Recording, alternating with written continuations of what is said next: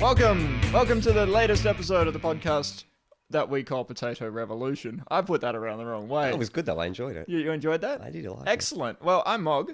I'm Andy. And we've got a great show for you today.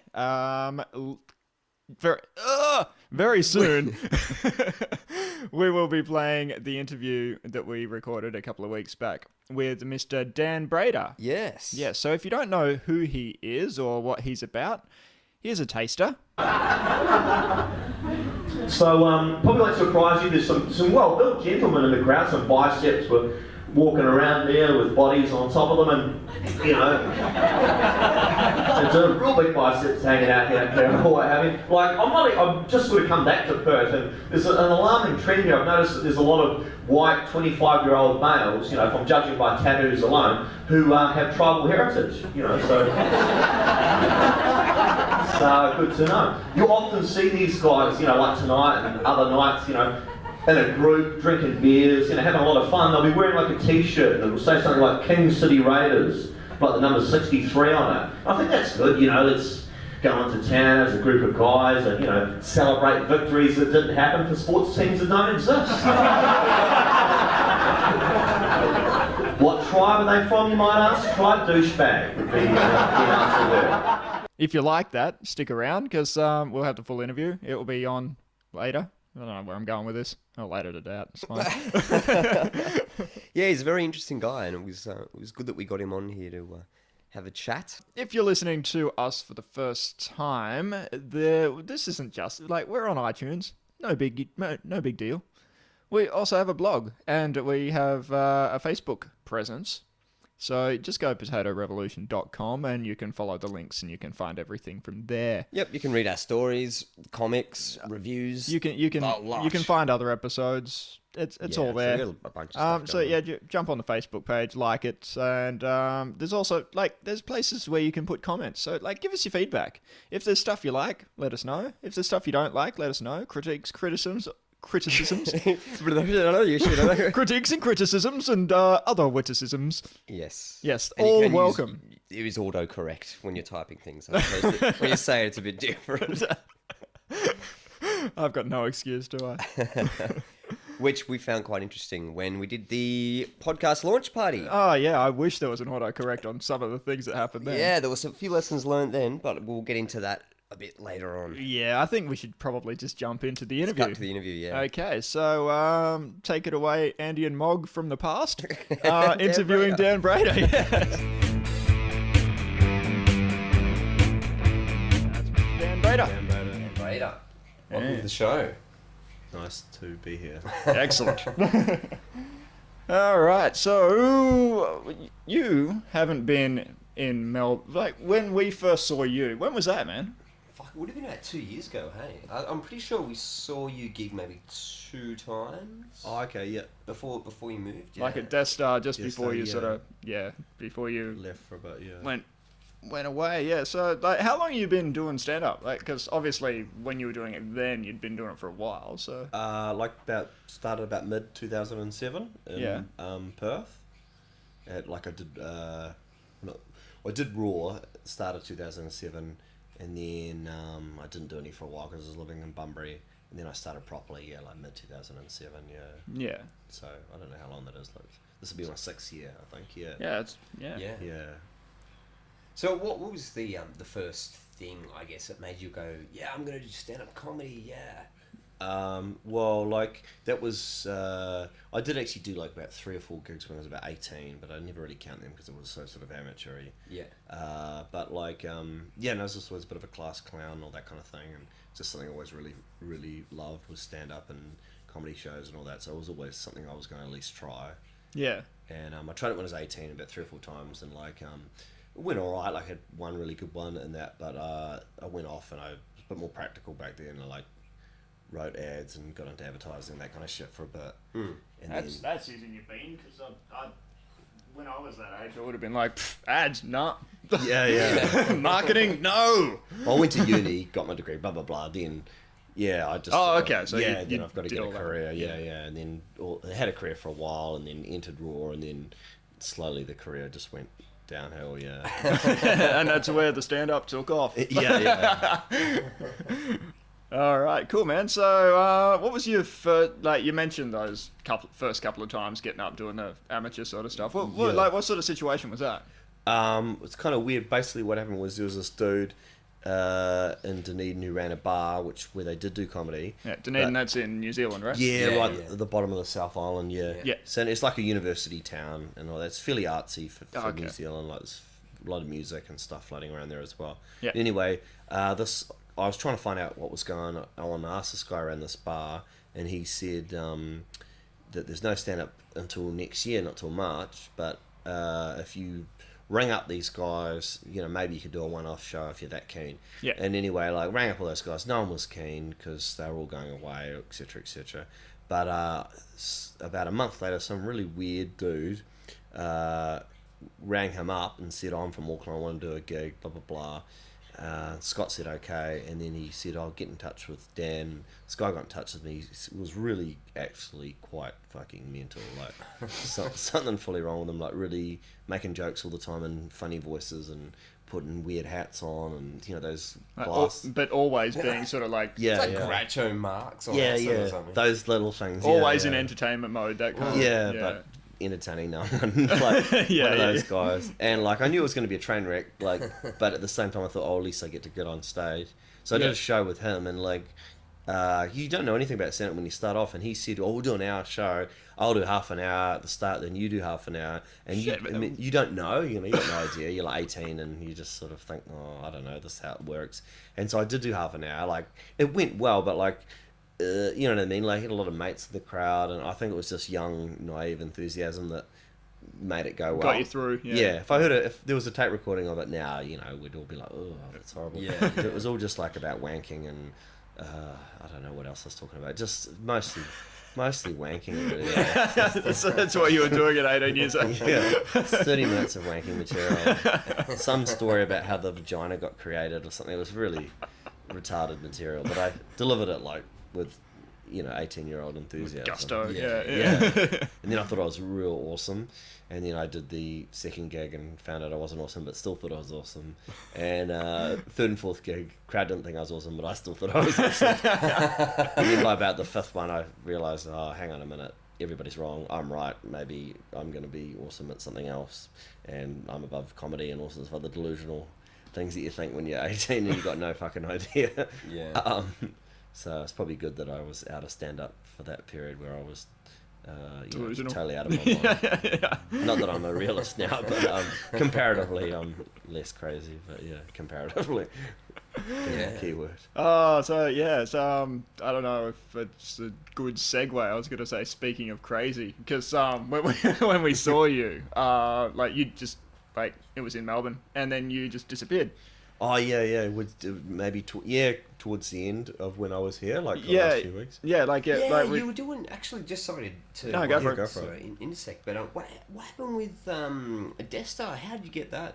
Did you just find a pub and kind of go That's got a little checkered history, but it's a funny history. Is I used to run a room with Carl Woodbury and Damien Breese and Kieran Eaton. Called The Misfits of Comedy, which was at the Blue Tile Lounge. Yes, I've heard. Yeah. Yeah. Oh, wow, Just yeah. across the road. And then Blue yeah. Tile hated you guys after a bit. Blue had a big- Tiles just recently closed down. So. Yeah. Oh, is it the whole? Oh, we had basically what happened was me and Carl Woodbury had a bit of a falling out. Really, it was us two, Yeah. and we, rather than just maturely going about our separate ways, I decided.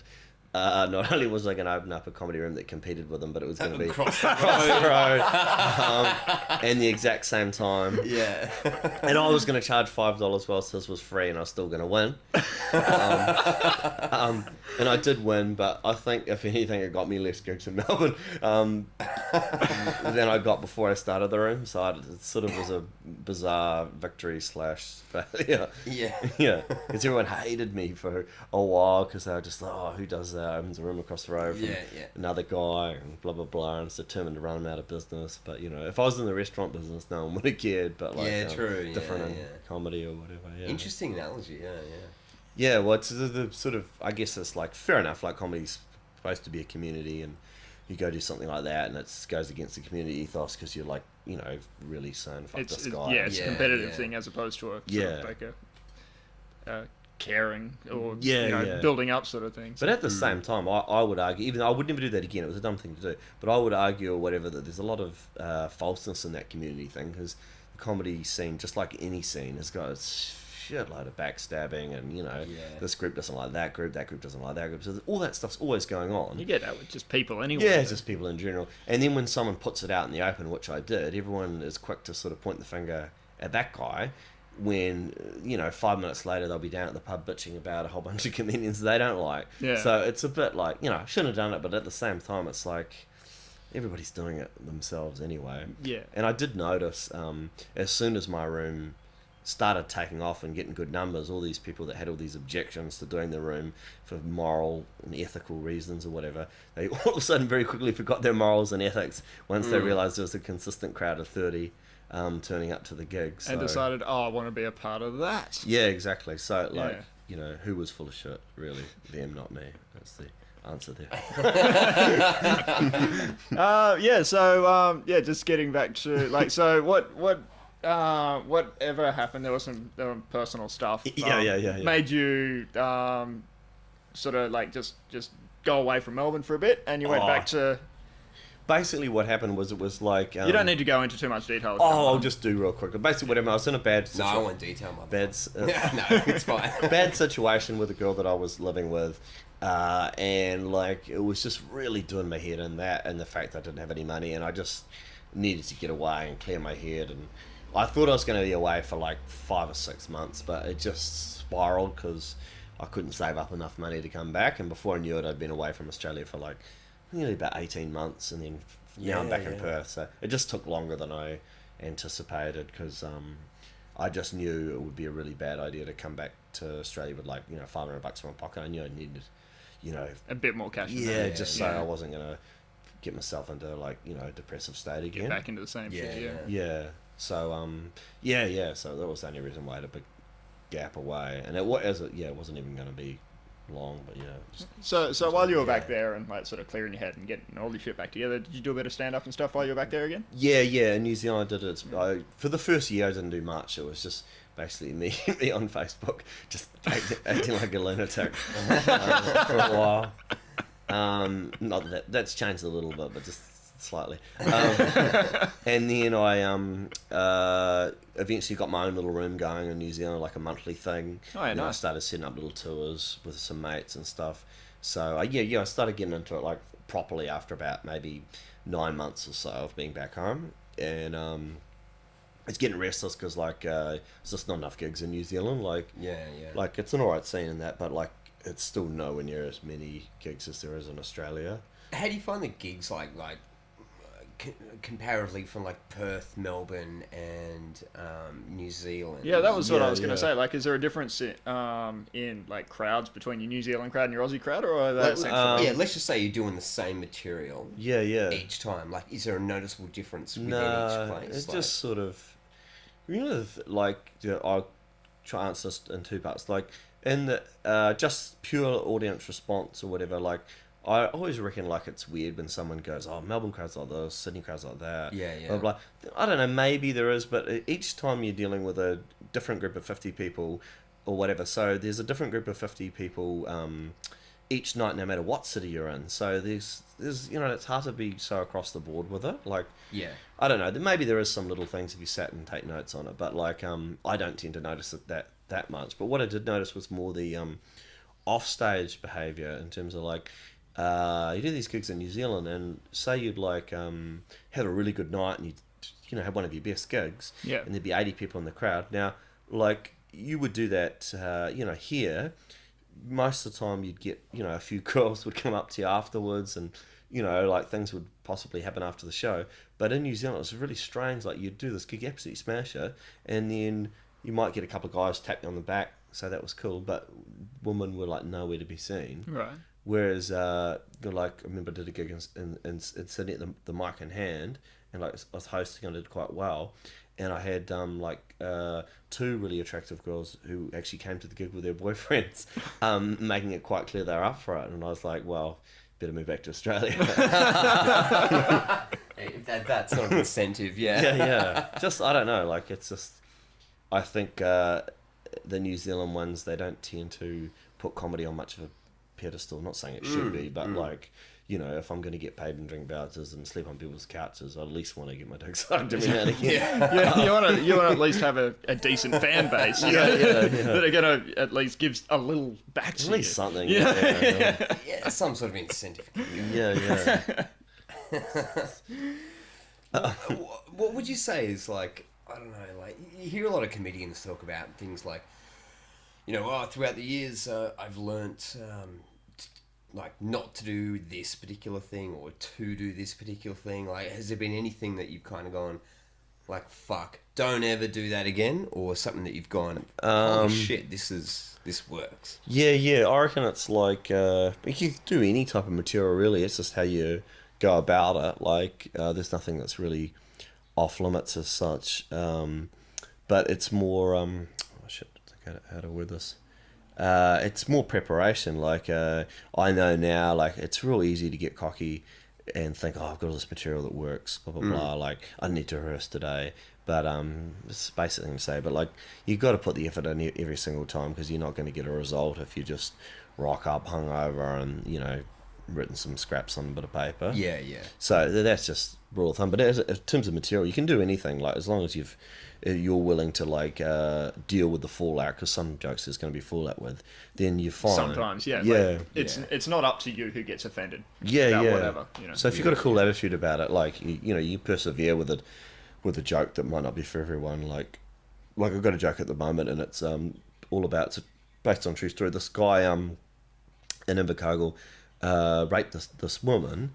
And, okay, where are we going? That's not actually the funny part. Oh, no. I just want to hear where it's going. And basically, that's the whole joke. And imagine if that wasn't. No. Basically, so he does that, and then he goes to jail, as you do. And then, like, he was when he got out of prison, he moved back.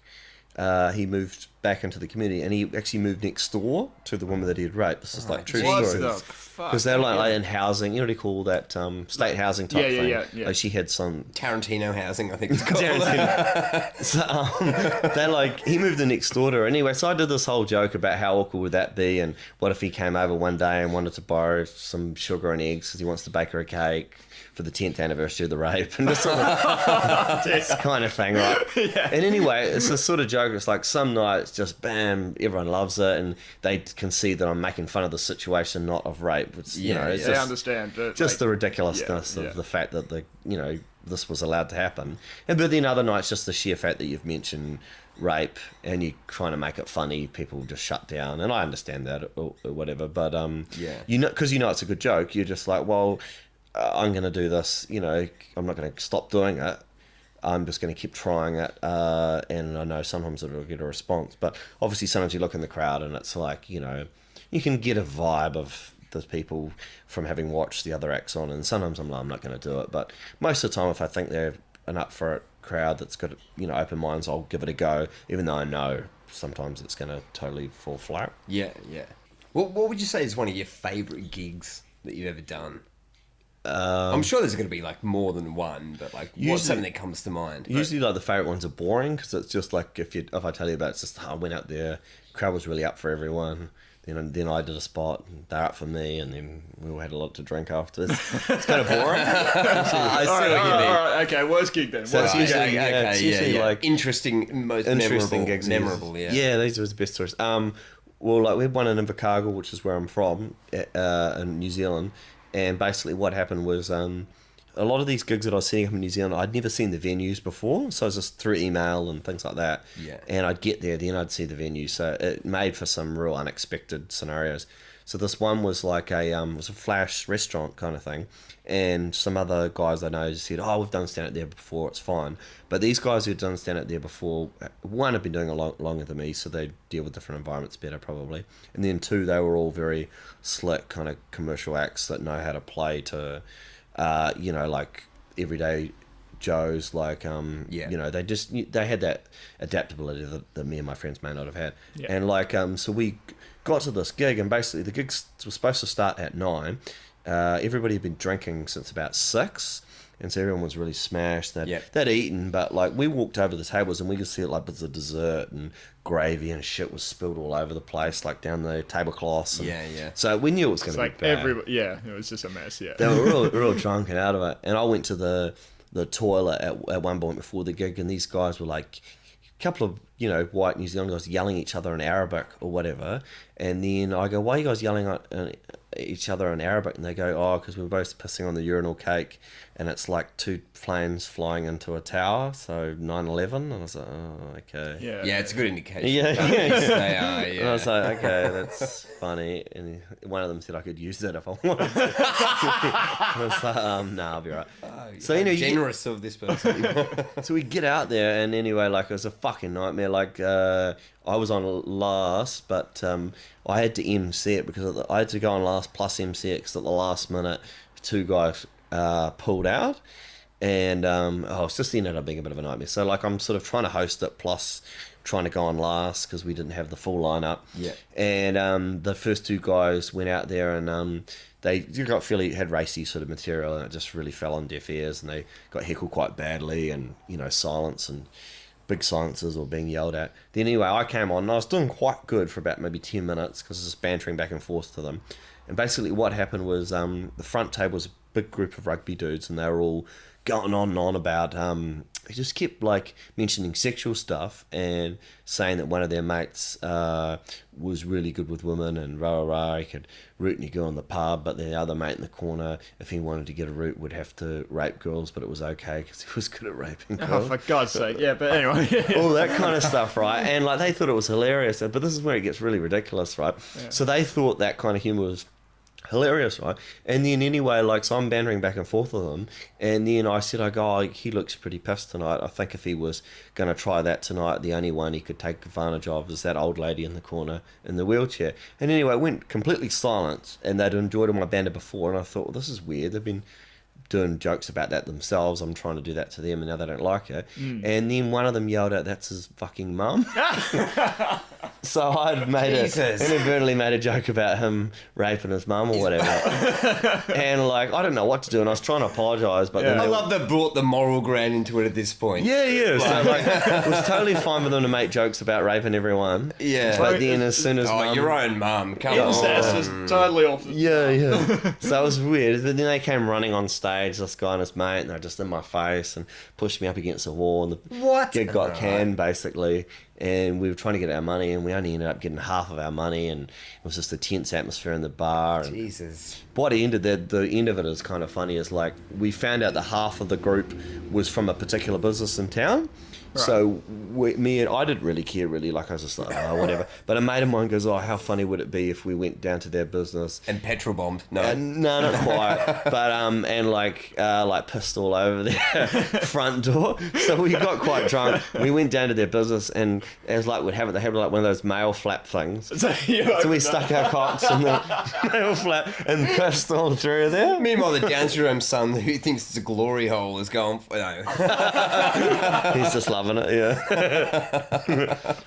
Yes, and then like, and they would have known it was us too because we put like our flyers for the next gig through the hole.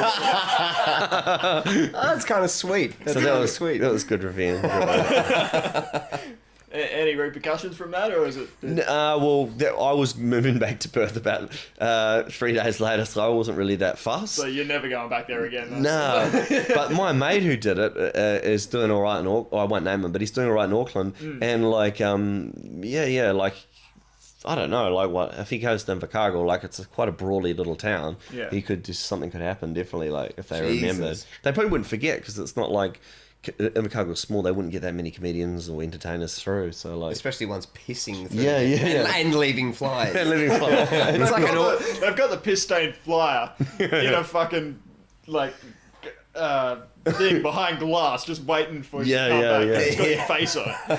And they were all big lads, and he's just a scrawny little ginger fellow, so like, yeah, he was not going to win that fight if it was going to occur. No.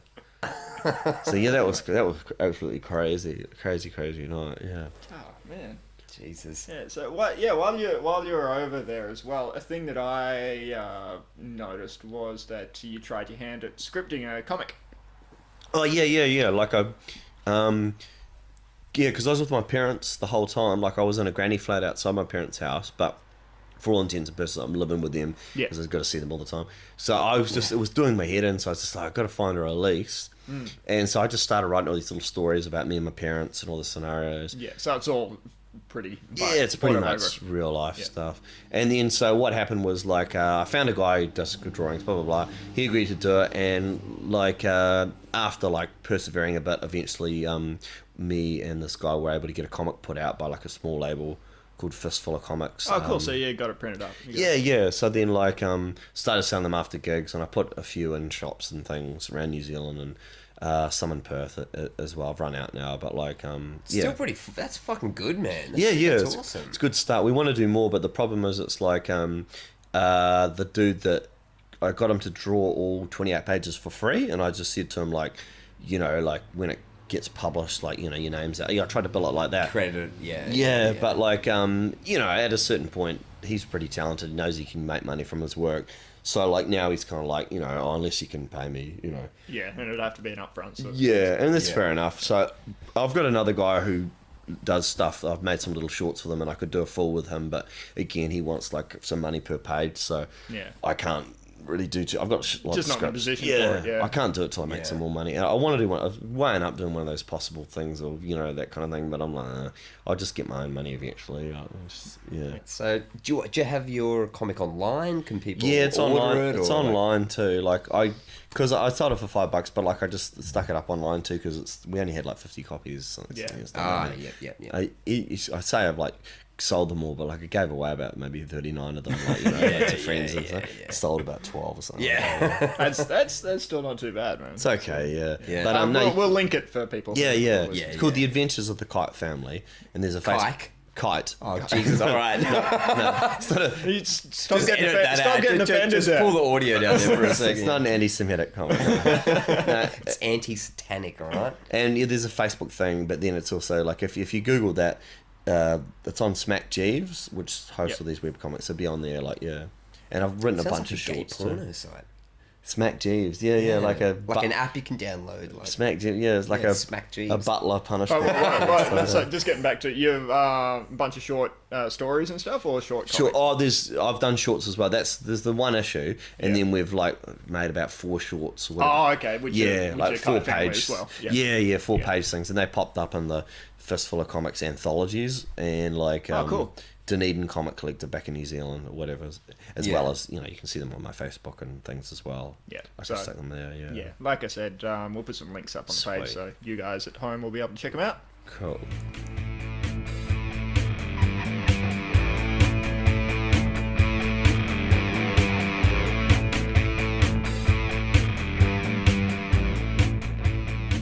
Oh well, that was Dan Brader. That was an experience. Yeah, well, it was. We're looking forward to seeing him when he comes down next. Yeah.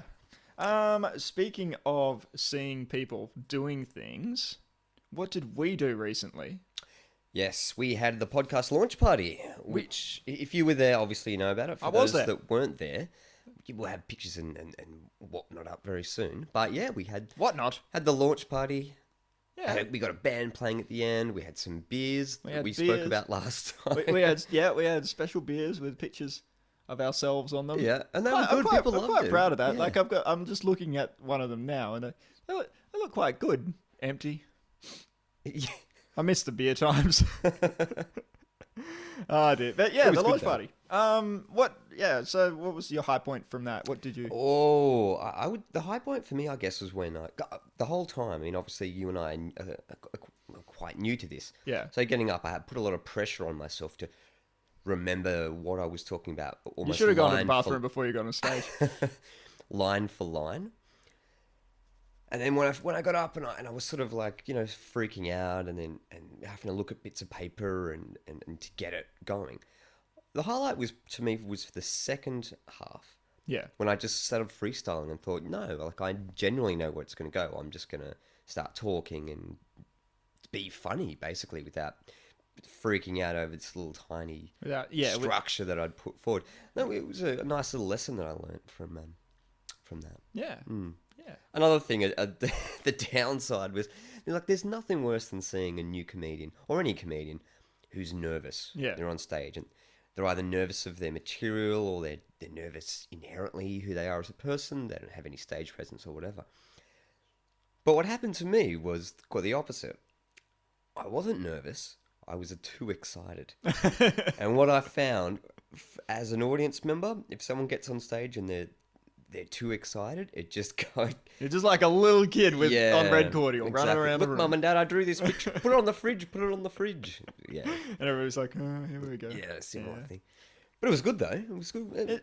What about something I found interesting was dealing, because the room that we were in, it wasn't dedicated to our audience. We had up the back, we had 20 or so people just sitting around drinking and talking quite loudly. Yeah. I found it quite interesting that it didn't actually affect me. I didn't care. No, it didn't affect me at all. You know, the fact that they weren't yelling offensive stuff at us was probably helpful. Yeah.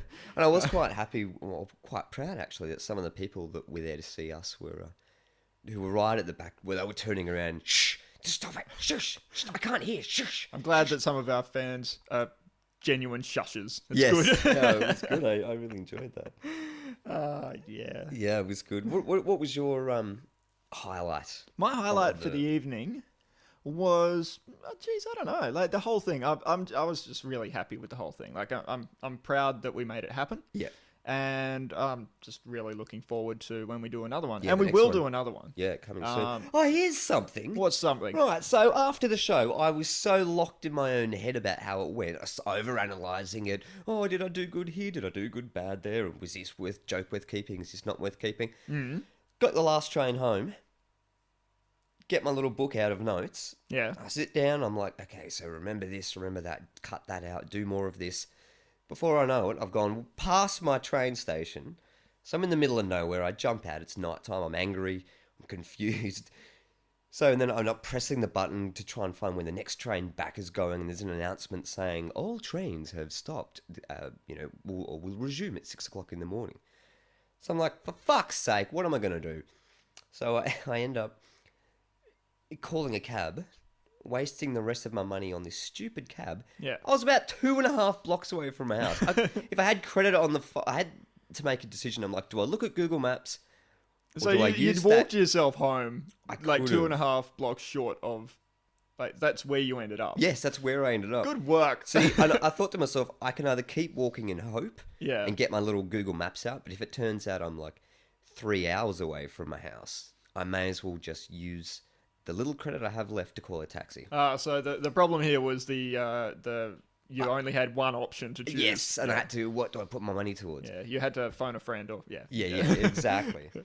And so then I went home, and then that put me in a bad mood, negative reinforcement. So I was up until about 5 o'clock in the morning just being this bitter, come on now, man, it was good, you did good. Like, just sitting in my room, just 5 o'clock in the morning. Stewing and just going, oh, I hate everything. Yeah, and it was completely unnecessary. That's incredible. But yes, the next one, I'm very, very much looking forward to it. Oh, look, it's going to be good. You know what else is going to be good? What? Next episode. Yes, so for people in Perth perhaps listening now, so as you know, Dan Brader was in Melbourne and he's recently gone back to Perth and he's doing quite well over there. But another friend of ours, Kieran Eaton, has done a very similar thing. Yeah, he popped over briefly as a stopover between, I don't know how he worked it out. He was going to the Adelaide Fringe and he stopped in Melbourne to get to Adelaide from Perth. But it made sense to him. No, we stopped over here to say hi to a few people, do some gigs before opening for some alternative bands in Adelaide, which I thought was quite interesting. Cool, yeah, and so he stopped in for half an hour or so and had a chat to us. He's been on the show like heaps of times before, back in the old days. If you want to check him out, you should totally do that. You can check it out on iTunes, go through the list, but it's interesting to see what he's been up to since he's moved to Perth, but you'll hear that. Next episode. Did you have a lesson? What did you learn this week? Well, I do have a lesson, and this involves me being a bitter, shitty 30-year-old man getting dragged to somewhere that I didn't really want to go, so I decided to liquor myself up to give myself the, I'll deal with it this way. Yeah. So I thought, all right, I'll go along with this. What happened was I was invited to an illegal warehouse party.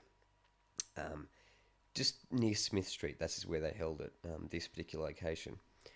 So you put your name down and you get emailed if you get accepted, and your name's on the door and whatever. What? It's all. This all sounds far too complicated. It's a Why bit do you want to go to ridiculous. this sort of Well, thing I at your didn't age? really. Honestly. Well, I didn't. That's the thing. Like, but then I How thought, did you get invited? Who do you know that's that age? oh well, you know, You pedophile. No, there was a few people I knew that said they were going on Facebook, Right. and then I sort of got dragged along in this group, and I thought to handle this because it's no alcohol, it's just an empty house, and they go in and dance till you're dead. Wait, what? I'll explain further. Yeah, please. Right, so then I went and got It sounds as liquored up. bad as that Mumba festival thing. Yeah.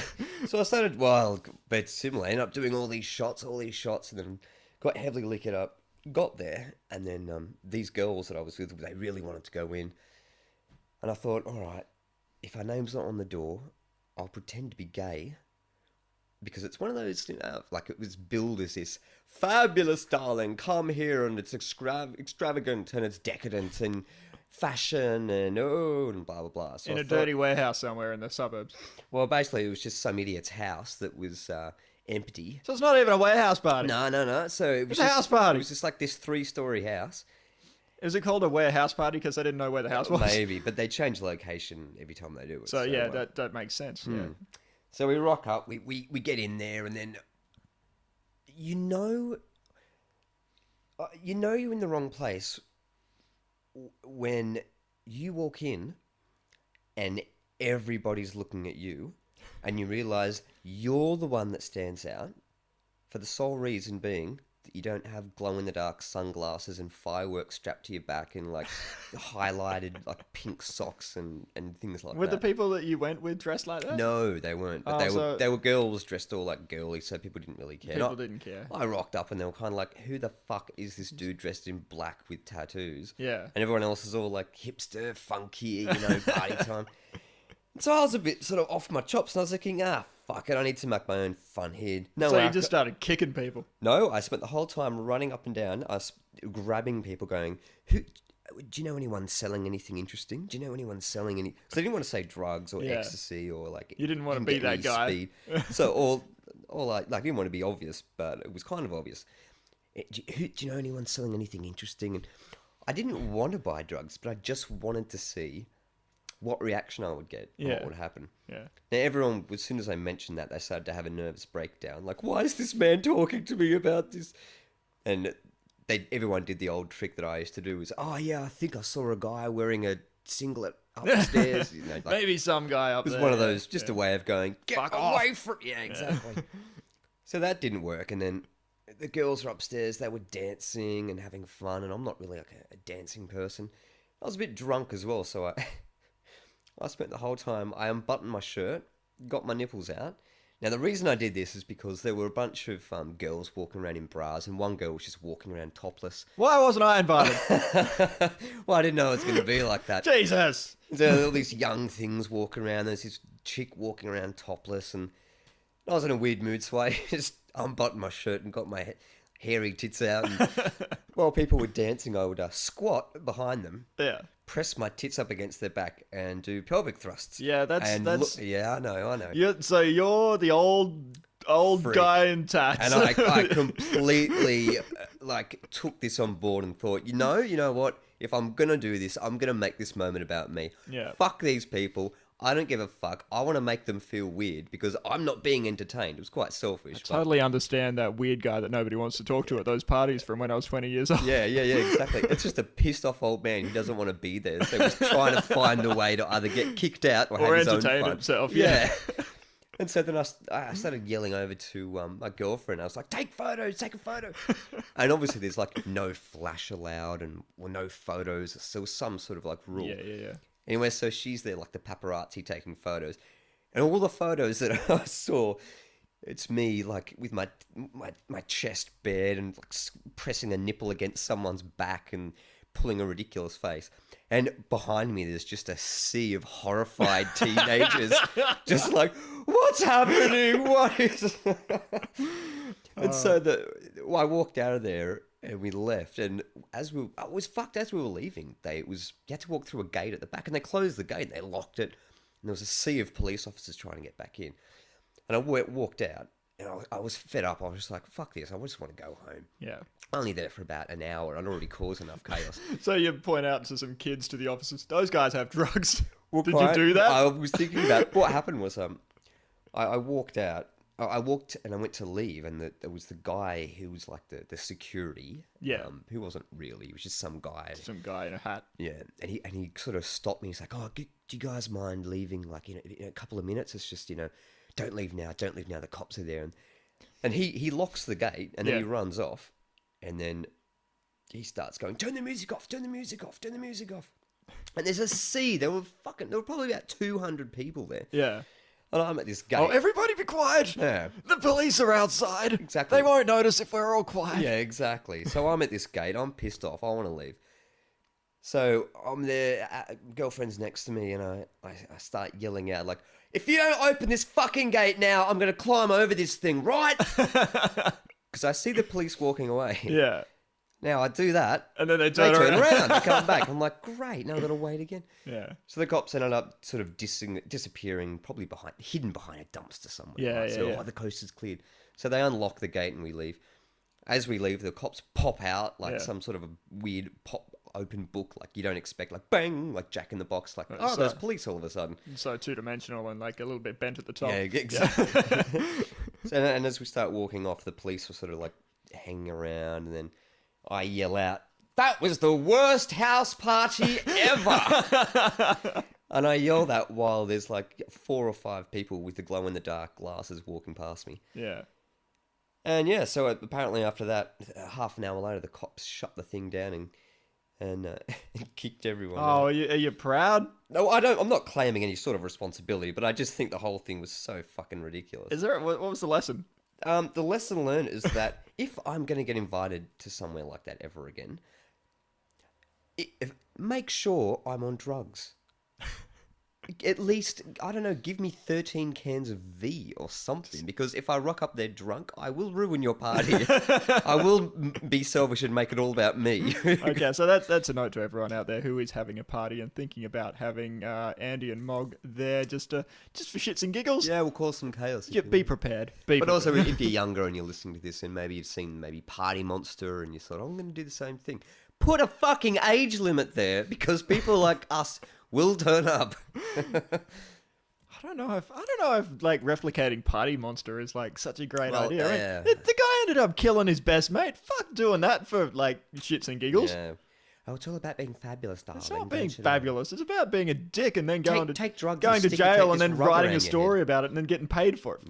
Yeah, basically. Actually, that's quite good. That's a good idea. What about you? Lessons learned. Well, last week, or last episode, I should say, we had a little chat about how I'm in my new house and how the most exciting thing is when a wasp comes in the window. A wasp. Yes. A wasp. Yeah, we all remember the wasp story. Came in, you freaked out. Yeah. I thought that was just a one-off thing. He's come back. No, well, he hasn't come back.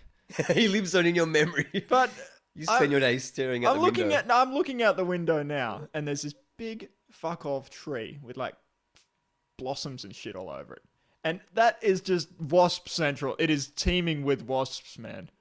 Why don't you put a fly screen up I against can't put a fly screen up. I don't know how to. I'm not a handyman. it could be done. Just measure it, get it made. Cost you like I'll get it made. $50. See, that's like, that thing. It's not that hard. Step 1. Come up with a plan. Step 2, question mark. Step 3, profit. That's the same thing. All right, we'll go to Bunnings, get some fly screen mesh and just blue tack it around the thing. Blue tack it. Yeah. Blue tack it. There's solutions. There are solutions, but we don't need any solutions for this. So we need something. We need action. It's just like that. We don't need any liquid out of a bottle. It's like that movie Killer Bees, except it's wasps. And you're sitting here watching the tree just every day, just like, they're coming to get me, they're coming. It's like the birds, except the wasps. It's like that movie, yeah, you've broken your leg and you'll be trapped in here in a wheelchair or in a telescope and just... Just watching They're the coming wasps. again, Marge, they're coming again. Yeah, lessons learned. Well, that's it for this week's episode. Hope you've enjoyed it. If you did enjoy it, yeah, just jump on Facebook and let us know. Chuck us a like. Chuck us a like, chuck us a comment. Yeah. say you guys rock. As just Also, if you can be bothered, write up a review on iTunes because maybe it's iTunes fucking up because I have heard people have got on there and done it, but I don't know if they did it properly. I don't think they actually did it. I think they're just saying it. Who knows? But yeah, just let us know that you've heard us through iTunes and Yeah. Rate the episodes on iTunes because if you get that to happen, that'll be beneficial for us, and we'll be eternally grateful. And if you want to listen to these podcasts in a different format or whatever, and you've got some feedback to make this experience better for you, let us know. Let us know. We'll endeavour to get it done. That's right. And also a reminder that if you go to the blog page, there will be links to Dan Brader's comic, The Adventures of the Kite Family, and also we'll link you to his Facebook. I'm sure if you're on Facebook, you can just type in Dan Brader and find him, but we'll have the link there so that you can be friends with him and track him and see what he's doing and where he's gigging. Yep, he's always updating little stories and things. So. He's all over it. And so next week, Kieran at Eton, but right now, to play you out, we've got a track from a band that we've been friends with for quite a while now. Andy actually did some cover artwork for them a while back. Yeah, it's some inlay artwork. Yeah, so the band is Voltera. I hope you enjoy it. Yeah, check them out.